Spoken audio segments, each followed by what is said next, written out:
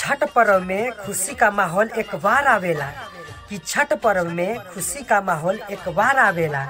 एक बात बताई भैया लोग, जेकर घर में माई ना होला ना ओकर घर उदास लागेला। आस लेके रोवेले बझनिया कहिया बसैबू छठी माई हमर दुनिया। कि हे धनिया जात में दाल दर लेबू ना, पूरा परिवार के ख्याल रख लेबू ना, हमार माई तोहके ही पतहू बनाई।